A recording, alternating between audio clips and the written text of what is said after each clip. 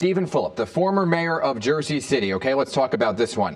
He's in a new role that could put him at odds with Mayor Mamdani. As president and CEO of Partnership for New York City, Fulop now represents many of the businesses that Mayor Mamdani wants to have pay more taxes. And Fulop doesn't think that is the answer. So Stephen Fulop going on the record. And he is joining me now. So Mr. Fulop, great to have you here in your new role. Good to be here. Good to see you, So Dan. let me begin. CEO of Partnership for New York City. You're the former mayor of Jersey City, a former gubernatorial candidate for the state of New Jersey. You once said you had no interest in moving to New York City, being part of New York City. Now you're living here and you're running this Partnership for New York. What happened? How the world works. I concluded the governor's race, decided not to run for re-election. This opportunity presented itself. It's kind of an opportunity I didn't see. It's maybe a perfect job from my standpoint, and I was excited to be a part of it. So, but you had to move. I had to move. I live in New York now. Officially registering to vote next week. Okay, so how'd that go?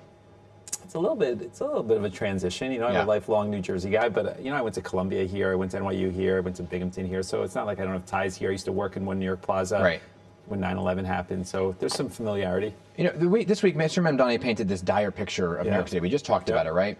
$12 billion budget deficit. He was here on Pix 11 once again calling for his wish to raise taxes on the wealthy and to raise the corporate tax rate. You said this week that raising taxes in what is already the highest tax environment area in the country is not a real solution. Why? Well, let me start by, I don't think that there is a new mayor in the history of this country following another mayor that said the budget is in great condition and I'm happy with what I've been left. So I think that's part of the narrative. He said as a candidate that it doesn't matter where the money comes from as long as we're funding certain priorities for him. And Governor Hochul has been, great. I mean, she said we're going to do childcare. We think it's important at the partnership, and we don't need to raise taxes. And then all of a sudden, we started down this road of, $12 billion plus. New York City is already. So you don't believe the number? Well, I don't know if the number is 12 billion, but it's already the highest taxed environment in the country, New York City. And your effective rate on the corporate front is 17%. If you raise it to New Jersey, like he says, you are basically raising it to 22% because there's other layers of taxes here in New York, and you will be effectively double what New Jersey is. So, we could argue all day whether companies move, whether wealthy people move, but when you get to a place that you're 100% higher than your neighbor, people will make a decision to open companies there and not to grow here. So just on that $12 billion number that you don't believe that may be the deficit? I mean, I don't know. I think that you need some more, clarity and transparency around why it is. I mean, we want to be part of that conversation. We have 350 of the world's best CEOs here in New York, and we can be helpful. But look, I think that any new mayor comes in and they paint the most dire picture. That's just status quo for anywhere in the country. And then you kind of get to a place of kind of what the real numbers are. So we'll see over time when we get some more clarity on that. So matching the corporate tax rate of New Jersey is not just simply matching the number. It's not.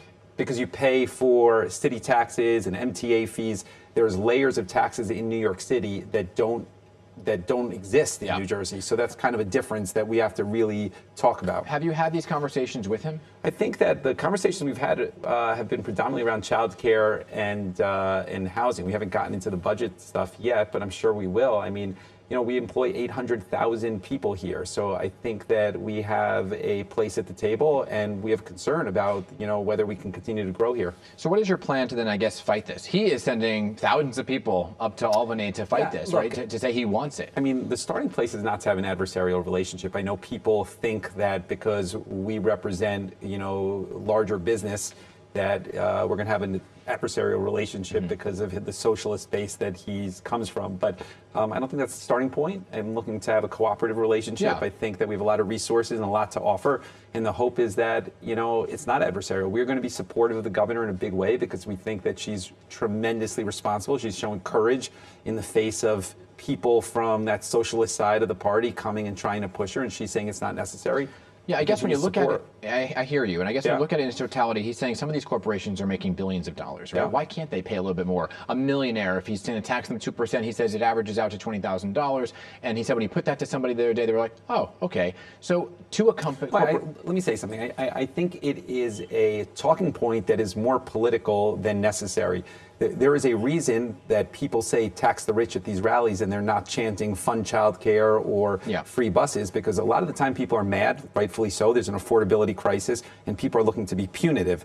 What I'm saying is that being punitive for the sake of being punitive when dollars aren't necessary is counterproductive to growth in New York. You don't need 1,000 billionaires to leave. You don't need 500. You need a handful of people to leave, and then it's going to be tremendously disruptive to the budget. And I think that's kind of what we're saying here. So when they say, hey, people aren't going to leave, you don't need a lot of people to leave. And you don't need a lot of companies to exit. You just need them not to want to grow here, and there is a tripwire at some point. Do you think some will leave?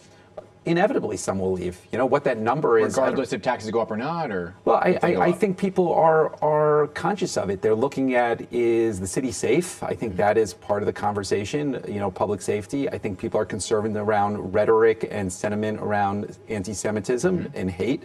And I think cleanliness matters, and then taxes matter. I think there's a lot of issues there that could trigger somebody to move. But let me say this. If you took the 3,000 wealthiest people in New York City, right, and you said, you know, what's a common thread between all of them? It's not race, it's not color, it's not religion, it's not gender. It's they all have multiple homes and a lot of options on where to live. So you don't need to push 1,000 of them away. Only a handful will have huge disruptive relationships. I'm going to put you on the spot. Go ahead. It sounds like you're not really fully supporting his vision. Would you have supported him as mayor if you lived here? I mean, look, I don't think so. I think, you know, kind of the socialist, far left ideology is not something that I'm supportive of, right? I think that this country's been built on capitalism. I think that, you know, the business community has a big place in that. So, you know, I don't know. I wasn't here at the time. I was across the river. But more than likely, that socialist agenda is not where I'm aligned. You mentioned you were across the river, so I have to end on something that you're now mayor of your former city, is saying about you. He said snow efforts were hampered because of what you left him. That you left him antiquated systems, old maps, bad systems, and a whole lot of debt. Look, like I said earlier, there isn't a new mayor that doesn't blame the previous mayor anywhere in the country. The current mayor was a councilman for 8 years, so he had access to everything, and we never had a problem with snowstorms as big as this. I've been relatively quiet because it's not my place, but, you know, the reality is that I get it. You blame your predecessor, and then you just try and kind of make it better. Hopefully he gets better because the streets there aren't too good. So you disagree with his analysis? Of course. I mean, did you blame your predecessor? Yeah, of course I did. Yeah, okay. Of course I did. So it comes with the territory. It just comes with the territory. Okay. Stephen Fulop, great to have you here in your new role. We'll have many conversations along the way, Thank you. And